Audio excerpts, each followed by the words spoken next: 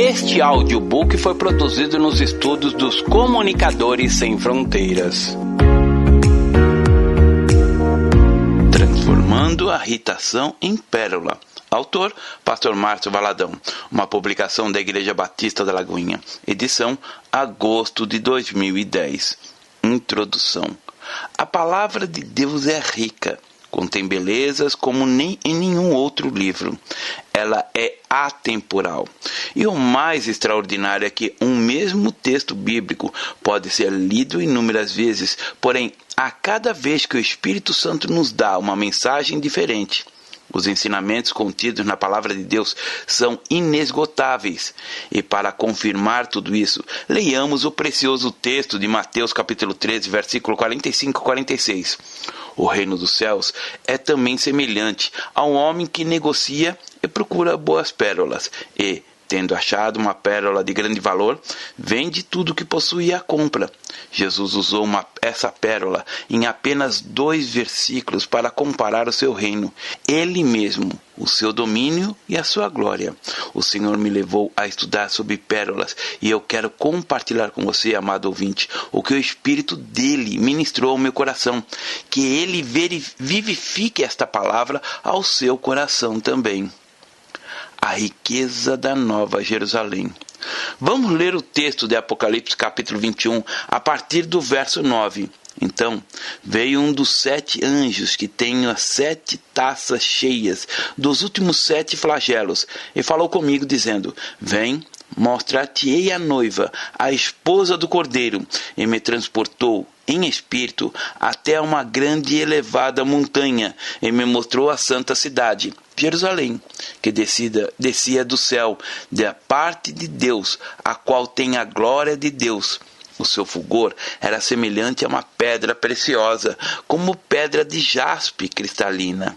Tinha grande e alta muralha, 12 portas, e junto às portas 12 anjos, e sobre elas nomes inscritos, que são os nomes das 12 tribos dos filhos de Israel. 3 portas se achavam para o leste, 3 ao norte, 3 ao sul e 3 ao oeste. A muralha da cidade tinha 12 fundamentos, e estava sobre estes os 12 nomes dos 12 apóstolos do Cordeiro. Aquele que falava comigo tinha por medida uma vara de ouro para medir a cidade, as suas portas e a sua muralha. A cidade é quadrangular, de comprimento e larguras iguais, e mediu a cidade com uma vara até 12.000 estádios. O seu comprimento, largura e altura são iguais. Mediu também a sua muralha, 144 côvados, medida de homem, isto é, de anjo. A estrutura da muralha é de jaspe, também a cidade é de ouro puro, semelhante a vidro límpido. Os fundamentos da muralha da cidade estão adornados de toda a espécie de pedras preciosas. O primeiro fundamento é de jaspe, o segundo de safira, o terceiro de calcedônia, o quarto de esmeralda, o quinto de sardônio, o sexto de sárdio, o sétimo de crisólito, o oitavo de berilo, o 9º de topázio, o 10º de crisópaso, o 11º de jacinto e o 12º de ametista. As 12 portas são 12 pérolas, e cada uma dessas portas de uma só pérola. A praça da cidade é de ouro puro, como vidro transparente. Nela não vi santuário, porque o seu santuário é o Senhor, o Deus Todo-Poderoso e o Cordeiro. A cidade não precisa nem de sol, nem de lua, para lhe darem claridade, pois a glória de Deus a iluminou, e o Cordeiro é a sua lâmpada. As nações andarão mediante a sua luz, e os reis da terra lhe trazem a sua glória. As suas portas nunca jamais se fecharão de dia, porque nela não haverá noite. E lhe trarão a glória e a honra das nações. Nela nunca jamais penetrará coisa alguma contaminada, nem o que pratica abominação e mentira, mas somente os inscritos no livro da vida do Cordeiro. Através desse texto podemos contemplar a Nova Jerusalém, cidade onde os filhos de Deus irão morar. Podemos perceber que a Nova Jerusalém é quadrangular, isto é, igual a muitas cidades aqui na terra. Porém, os fundamentos, os alicerces, são muito diferentes. E creio que a grande diferença está exatamente aí. Quando construímos o Templo da Lagoinha, muitas fundações, tubulações foram feitas. A profundidade da escavação foi de 12 metros. Isso só pode começar a sair do chão. A comparação pode ser feita a um prédio de 4 andares. Tudo isso para sustentar a construção. E o material usado foi o mesmo em quase toda a obra. Pedra, cascalho, ferro, areia, cimento, material bruto e de fácil aquisição. Bem diferente do alicerce da Nova Jerusalém, que é feito apenas de pedras preciosas, joias raras e de alto valor. Na lista há jaspe, safira, calcedônio, esmeralda, sardônio, sárdio, crisólito, berilo, topázio, crisópaso, jacinto e ametista. Camadas e mais camadas foram formadas assim. Creio que mais aguçada imaginação é impossível visualizar a beleza dessa cidade. Em cada lado há 3 portas. A cidade tem 12 portas e cada porta é uma pérola. Sinceramente, é difícil imaginar toda essa beleza, não é mesmo? Produzindo pérolas. Todas as pedras listadas no texto de Apocalipse vêm do reino mineral, menos a pérola. Esta não nasce pérola, ela é um processo do reino animal. Muitos sabem, melhor do que eu, que no fundo do oceano existem as ostras. As ostras têm uma forma curiosa de se defender. Quando um parasita invade seu corpo, ela libera uma substância chamada madrepérola, que se cristaliza sobre o invasor, impedindo-o de se reproduzir. Depois de cerca de 3 anos, este material se transforma em uma pérola. Sua forma depende do formato do invasor, e sua cor varia de acordo com a saúde da ostra. Pode-se dizer que a pérola surge devido a uma irritação que a ostra sofre. Após um longo e sofrido processo surge algo de muito valor. A irritação não está presente apenas na vida da ostra, mas na nossa também. Porém, a ostra não se deixa vencer por ela. Creio que temos que aprender com as ostras, não é mesmo? Creio que ninguém, em sã consciência, colocaria uma pedra no sapato, pois isso irrita bastante. A pedrinha simplesmente entra, assim como no grãozinho na ostra. Muitos são os motivos para a irritação. Uns lidam com eles, outros não. Eu creio que essas 12 pérolas, que são as 12 portas, foram feitas por Jesus, assim como toda a Nova Jerusalém. Ele também criou a esmeralda, o berilo, o sárdio, o sardônio, mas as pérolas ele as transformou. E creio que o propósito do Senhor é que transformemos os motivos de irritação em nossa vida em pérolas, para que, quando Ele voltar, possamos entregar a Ele uma vida não cheia de pedras, mas uma vida cheia de pérolas para a glória dEle. Aleluia! Sei que nem sempre gostamos de falar do sofrimento, coisas que nos irritam. Contudo, elas estão aí, presentes na nossa vida. Por isso, não te envergonhes, portanto, do testemunho do nosso Senhor, nem do seu encarcerado, que sou eu. Pelo contrário, participa comigo dos sofrimentos, a favor do Evangelho, segundo o poder de Deus. 2 Timóteo, capítulo 1, verso 8. Existem pessoas que correm do sofrimento, principalmente as que são causa do Evangelho. Não participam do sofrimento a favor do Evangelho, segundo o poder de Deus. Existe o sofrimento involuntário, aquele que chega sem ser provocado, mas existe também aquele que é consequência das escolhas erradas. Como, por exemplo, aquela pessoa que busca um relacionamento errado, um crente com um não crente, ou seja, desobediência. Com o casamento vem também as brigas, a irritação, confusão, dentre outras coisas mais. Sofrimento que a pessoa buscou, pois buscou o jugo desigual. Muitas pessoas, pelo fato de desconhecerem a palavra de Deus, caminham pela estrada do sofrimento que elas mesmas escolhem. Algumas vêm até mim sofrendo com situações decorrentes da desobediência. Emprestam dinheiro, tornam-se avalistas, fiadores de outras sem terem como arcar com a dívida, caso a pessoa não cumpra o que foi acordado. O ímpio pede emprestado e não paga. O justo, porém, se compadece e dá. Salmos 37, verso 21. Aquele que não aprende por meio da palavra, aprende, muitas vezes, dando cabeçadas. Existe por aí um evangelho açucarado, dizendo que o cristão não pode sofrer. Isso é incoerente e improcedente.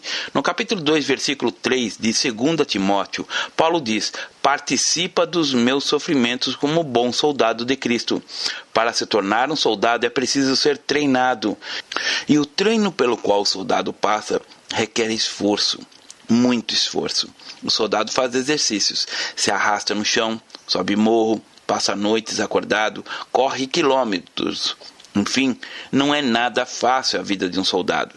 Ele precisa viver de acordo com determinados padrões.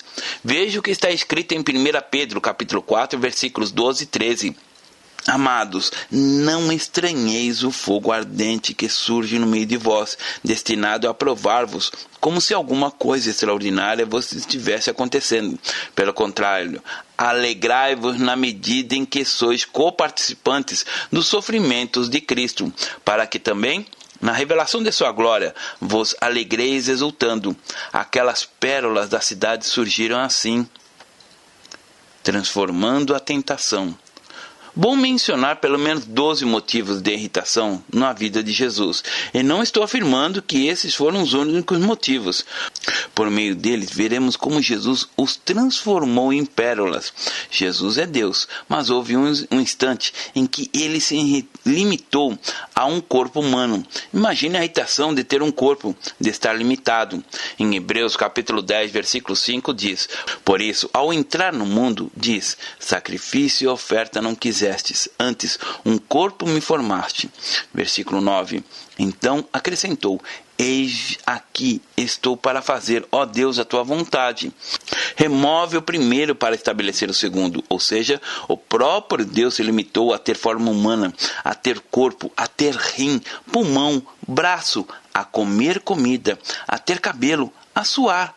Paulo, falando aos filipenses, disse que ele a si mesmo se humilhou, tornando-se obediente até a morte e morte de cruz. Filipenses capítulo 2, verso 8. Como Deus, ele podia estar em todos os lugares, onipresente, mas o corpo limitava. Quando da morte de Lázaro, João capítulo 11, a irmã de Lázaro, Marta, confrontou a Jesus dizendo que se ele estivesse presente, o irmão não teria morrido. Disse, pois, Marta a Jesus: Senhor, se estiveras aqui, não teria morrido meu irmão. João capítulo 11, verso 21.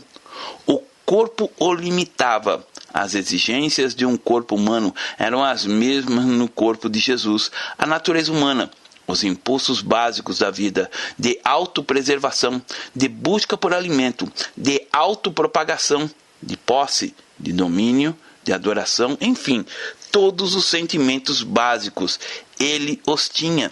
Jesus possuía as duas naturezas, a divina e a humana. A natureza humana de Jesus era igual à sua, à minha. A grande diferença estava nas reações do Senhor. Em Gálatas capítulo 5, versículo 17, o apóstolo nos diz que a carne milita contra o espírito, e o espírito contra a carne, porque são opostos entre si, para que não façais o que, porventura, seja do vosso querer. Ou seja, há luta, um conflito interno, pois a carne quer uma coisa, mas o espírito quer outra. O verso 19 nos mostra a obra da carne e diz: ora, as obras da carne são conhecidas e são prostituição, impureza, lascívia, idolatria, feitiçarias, inimizades, porfias, ciúmes, iras, discórdias, dissensões, facções, invejas, bebedices, glutonarias e coisas semelhantes a estas. O verso 16 diz: digo, porém, andai no Espírito e jamais satisfareis a concupiscência da carne. Aquele que anda em Espírito não dá espaço para que tais obras sejam satisfeitas. Andar em Espírito e jamais satisfazer as concupiscências da carne é possível. O verso 12 diz: mas o fruto do Espírito é amor, alegria, paz, longanimidade, benignidade, bondade, fidelidade, mansidão, domínio próprio. Contra essas coisas não há lei. Jesus, diante das irritações da vida, fazia escolhas, e uma delas era a de não satisfazer a concupiscência da carne. No versículo 13 de Romanos capítulo 8 está escrito: porque se viverdes segundo a carne, caminhais para a morte, mas se pelo Espírito mortificardes os feitos do corpo, certamente vivereis. É uma escolha. Em Colossenses capítulo 3, versículo 5, está escrito: fazei, e é uma escolha, pois morrer a vossa natureza terrena, prostituição, impureza, paixão, lascívia, desejo maligno e avareza, que é a idolatria. Tudo aquilo que pode nos irritar está dentro de nós. Não pense que uns nascem com alguns sentimentos ruins e outros não. Sentimentos ruins são obra da carne, porém, quando cobrimos os muitos motivos de irritação com a graça do Espírito Santo, quando fazemos essa escolha, colhemos os frutos do Espírito. A Bíblia diz que Jesus foi tentado, e muitos imaginam que as tentações que ele sofreram foram apenas as do deserto. Em Lucas capítulo 22, verso 28, Jesus disse aos seus discípulos: vós sois os que tendes permanecido comigo nas minhas tentações. Jesus fora, sim, tentado por Satanás no deserto, mas esta não foi a única. Ele mesmo disse: minhas tentações. E disse também: vós sois o que tendes permanecido comigo. Nessa fala podemos perceber que Jesus ressalta a importância de um amigo, de ter alguém ao lado para ajudar.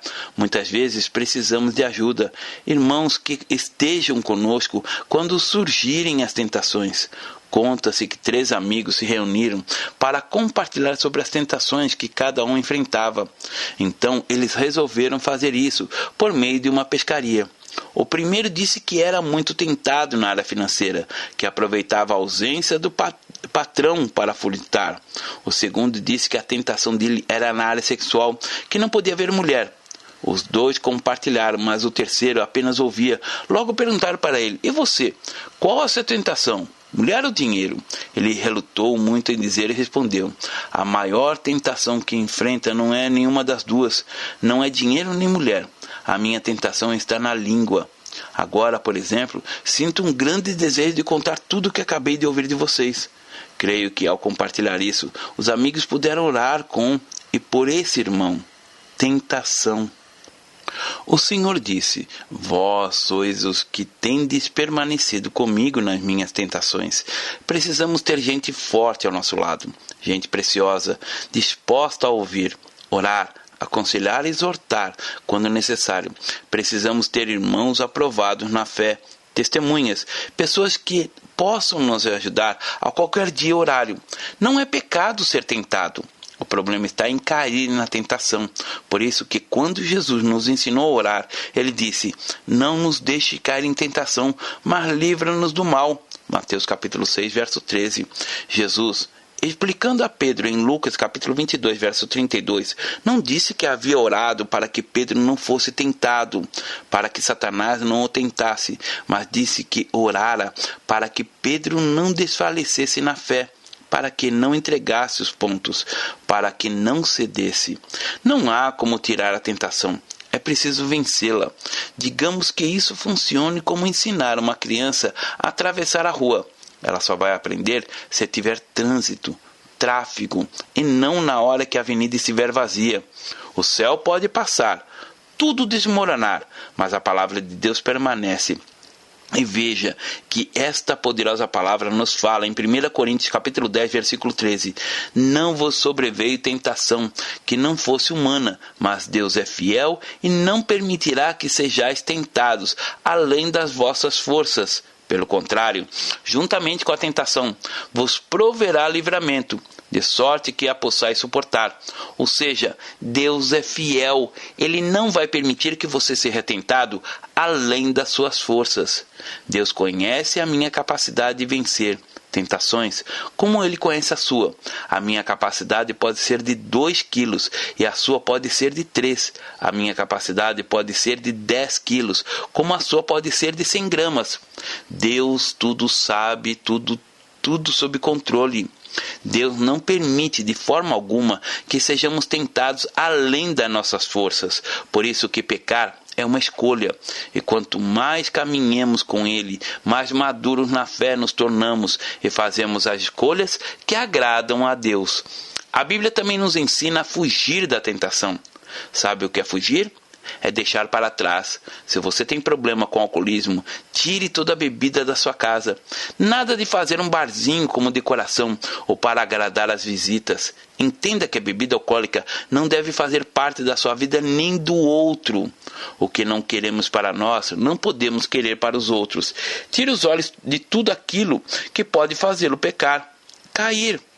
E a bebida, na vida de muitos, pode causar destruição. Pode acontecer de um dia você chegar chateado em casa por causa do pneu do carro que furou, ou o patrão que gritou com você, ou qualquer outra coisa. E ao abrir a geladeira, a bebida está lá, bem à sua frente. E o que poderá acontecer? Querido, tire as bebidas, as revistas pornográficas, os programas de TV que em nada edificam a sua vida. Aquela paradinha na rua com pessoas que gostam de falar mal dos outros. Tire dos seus olhos.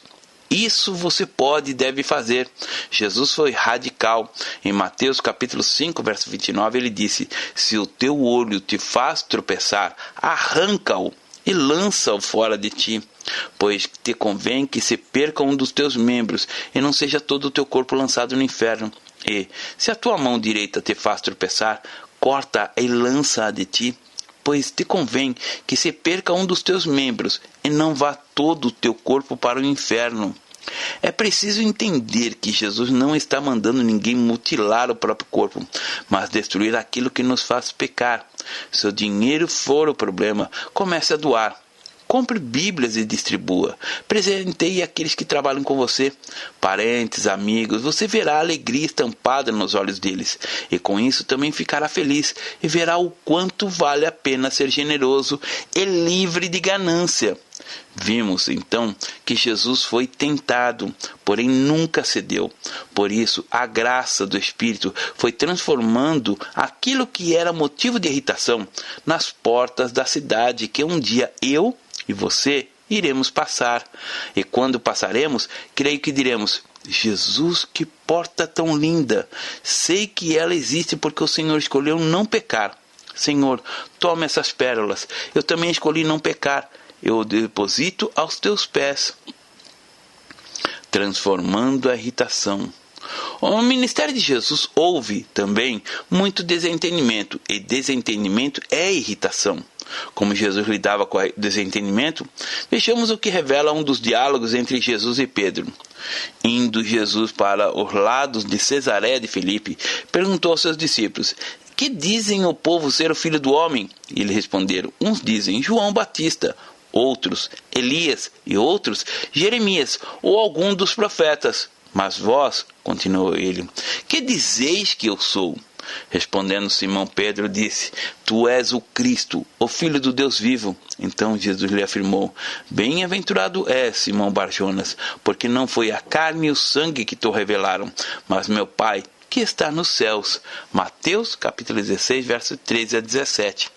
Avançando um pouco nesse texto, Jesus, dizendo sua morte, disse que era necessário seguir para Jerusalém e sofrer muitas coisas, mas Pedro, chamando-o à parte, começou a reprová-lo, dizendo: tem compaixão de ti, Senhor, isso de modo algum te acontecerá. Mas Jesus, voltando-se, disse a Pedro: arreda, Satanás! Tu és para mim pedra de tropeço, porque não cogita das coisas de Deus e sim das dos homens. Nesse momento, uma irritação, um desentendimento se instalou entre eles, assim como acontece nos relacionamentos de muitas pessoas, entre marido e mulher, pai e filhos, genros, noras, sogras.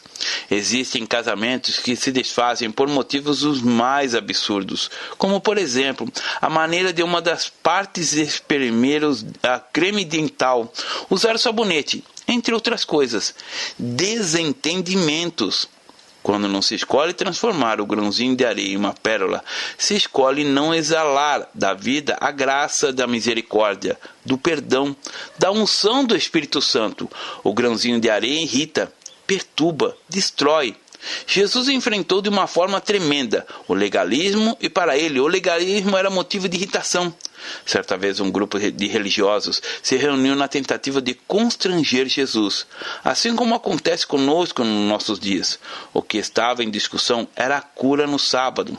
Aconteceu que, ao entrar ele num sábado na casa de um dos principais fariseus para comer pão, eis que o estavam observando. Ora, diante dele se achava um homem hidróbico. Então, Jesus, dirigindo-se aos intérpretes da lei e aos fariseus, perguntou-lhes: é ou não lícito curar no sábado? Eles, porém, nada disseram. E tomando-o, o curou e o despediu. A seguir lhes perguntou: qual de vós, seu filho ou o boi cair no poço, não o tirará logo, mesmo em dia de sábado? A isto nada puderam responder. Lucas capítulo 14, verso 1 a 6. Estava à procura de algo que pudesse ridicularizar Jesus. Tentaram expor Jesus de alguma forma por causa de um legalismo doentio.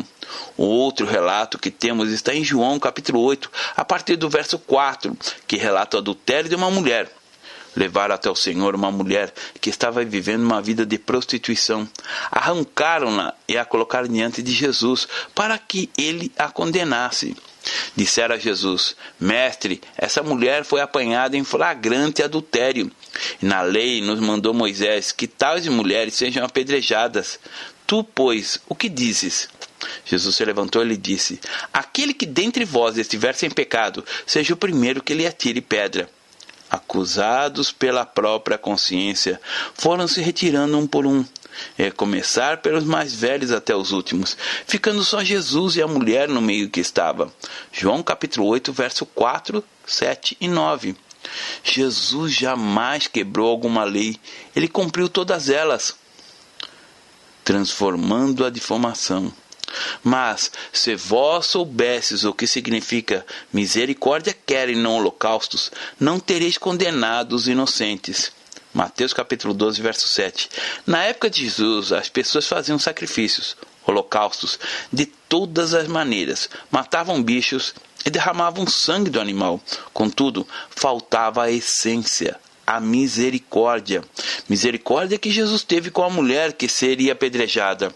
Ele não a condenou, ele a perdoou e pediu a ela que não pecasse mais. E creio que ela abandonou o erro, pois ninguém continua sendo a mesma pessoa depois que experimenta um ato de misericórdia. A mais intensa força do mundo é o amor. A calúnia, gerada por meio de muitas pessoas, perseguiu a Jesus. Certamente ela irritou e muito o Senhor. O denominavam de comilão, beberrão, falavam que ele andava com meretrizes e frequentava a casa de cobradores de impostos. A calúnia também foi um motivo de condenação de Jesus. Creio que você também já deve ter sofrido com algum tipo de calúnia. E se isso já aconteceu, qual foi a sua reação? O que você sentiu ou ainda sente? Lembra do grãozinho de areia? Você pode começar a segregar essa substância. Se Deus colocou as ostras, o nácar, madrepérola, ele colocou hoje em você o Espírito Santo para transformar os motivos de irritação em pérolas para a glória dele. Você consegue compreender, querido? Ser cristão que honra o nome de Deus é algo precioso e difícil, mas ser um crente medíocre que envergonha o nome do Senhor é muito fácil. É preciso entender que a nossa fé não é uma religião. Nossa fé é um relacionamento com o Pai, e Deus chama os seus filhos para se relacionarem verdadeiramente com Ele, para que no tempo oportuno a sua igreja, a sua noiva, seja apresentada pura, sem mácula, santa, perfeita e adornada. E esse adorno, creio, não será de brilhante ouro ou prata, pois tudo isso pode ser comprado na joalheria. Creio que o único adorno que vai existir na igreja serão colares lindíssimos de pérolas, resultado da situação que foram transformadas, mudadas, transformando a incredulidade. Assim como nos dias de hoje, na época de Jesus, houve pessoas que não creram nele, mas também houve muitas que creram, tal como o centurião em Mateus capítulo 8, versos 5 a 8. Tendo Jesus entrado em Cafarnaum, apresentou-se-lhe um centurião, implorando: Senhor, o meu criado jaz em casa, de cama, paralítico, sofrendo horrivelmente. Jesus lhe disse: Eu irei curá-lo. Mas o centurião respondeu: Senhor, não sou digno de que entres na minha casa, mas apenas manda com uma palavra, e o meu rapaz será curado. Apenas manda com uma palavra e meu rapaz será curado. Que coisa linda a fé deste homem. Exemplo de um cristão que alegra o coração do Pai. Alegra tanto que a resposta de Jesus foi: em verdade vos afirmo que nem mesmo em Israel achei fé como esta. Mateus capítulo 8, verso 10. Mas Jesus também se admirou com a falta de fé de muitos, com a incredulidade, como podemos ver em Mateus capítulo 13.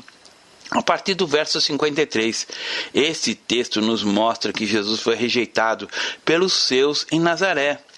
Tendo Jesus proferido essas parábolas, retirou-se dali, e chegando à sua terra, ensinando-os na sinagoga, de tal sorte que se maravilharam e diziam: de onde lhe vem essa sabedoria e estes poderes miraculosos? Não é este o filho do carpinteiro? Não se chama sua mãe Maria e seus irmãos Tiago, José, Simão e Judas? Não vive entre nós todas as suas irmãs? De onde lhe vem, pois, tudo isto?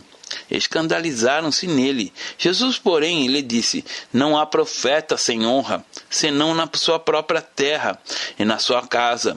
E não fez ali muitos milagres por causa da incredulidade deles. Mateus capítulo 13, versos 53 a 58. Na própria família, Jesus também enfrentou a incredulidade. Muitas vezes uma mulher, por falta de sabedoria, verbaliza maldições na vida do esposo, ainda não convertido a Cristo, dizendo que ele é incrédulo. Com isso, demonstra uma atitude de falta de fé na palavra do Deus vivo. Veja que Jesus também teve que lidar com a incredulidade. Contudo, ele não excomungou seus irmãos. Jesus cobriu aquele motivo de irritação com o nácar da sua vida, transformando em pérola a incredulidade. Muitas mulheres ainda não contemplaram a conversão dos seus maridos a Cristo, porque falam demais. A Bíblia diz que a mulher ganha o marido para Jesus sem palavras. É sem palavras e não com 100 palavras. Ou seja, é com testemunho, com a vida, cumprindo com sabedoria o papel de esposa a ela conferido. E isso vale também para os esposos. Transformando a traição. Quando Judas, no Getsêmani, se aproximou de Jesus, ele o abordou assim: amigo, por que viestes? Mateus capítulo 26, verso 50. Jesus sabia de tudo, que Judas era o traidor, mas ele não o acusou de imediato. Ele o chamou de amigo, e Judas o beijou. Será que essa atitude não machucou? Feriu a Jesus? Sim, mas ele cobriu a traição com um nácar, e fez a traição uma das portas da Nova Jerusalém. O fato de ter sido maltratado, pisado, abusado, sem merecer nada daquilo, e dizer: Pai, perdoa-lhes, porque não sabem o que fazem. Lucas capítulo 23, verso 34, demonstra que nenhum sentimento de mágoa, ódio, rancor alcançou o coração do nosso Senhor. Ao contrário, Jesus assumiu a nossa culpa, se transformou em maldição, em pecado, para que hoje pudéssemos ter vida. E qual o resultado de tudo isso? Em Apocalipse capítulo 21, verso 4 diz: Ele enxugará dos olhos todas as lágrimas, e a morte já não existirá. Já não haverá luto, nem pranto, nem dor, porque as primeiras coisas passaram. No capítulo 22, verso 3 diz: nunca mais haverá qualquer maldição. Creio que todas essas irritações na vida de Jesus tiveram peso, mas nenhuma foi tão forte quanto ao se tornar maldição em nosso lugar. O peso de todos os pecados da humanidade veio sobre ele. Em 2 Coríntios capítulo 5, verso 21 está escrito: aquele que não conheceu o pecado, ele o fez pecado por nós, para que nele fôssemos feitos justiça de Deus. Jesus nunca conheceu o pecado no sentido da prática, nunca. Aquele que não conheceu o pecado, ele o fez pecado por nós, para que nele fôssemos feitos justiça de Deus. Em Hebreus capítulo 12, versículo 2 diz: olhando firmemente para o autor e consumador da fé, Jesus, o qual em troca da alegria que estava proposta, suportou a cruz, não fazendo caso da ignomia, e está sentado à destra do trono de Deus. Também está escrito: quando dista ao oriente ou do ocidente, assim afasta de nós as nossas transgressões. Salmo 103, verso 12. Ele se fez maldição para que pudéssemos hoje ter vida. O resultado de todas as transformações. Podemos aprender com Jesus a ser submissos. Ele diz não fazer nada dele mesmo, mas tudo o que fazia e falava vinha do Pai. Porque eu não tenho falado por mim mesmo, mas o Pai que me enviou, esse me tem prescrito o que dizer e o que anunciar. João capítulo 12, verso 49. Será que você conseguiria viver em submissão como Jesus viveu? Ele transformou tudo isso em pérolas. De tudo que vimos, qual lição podemos tirar?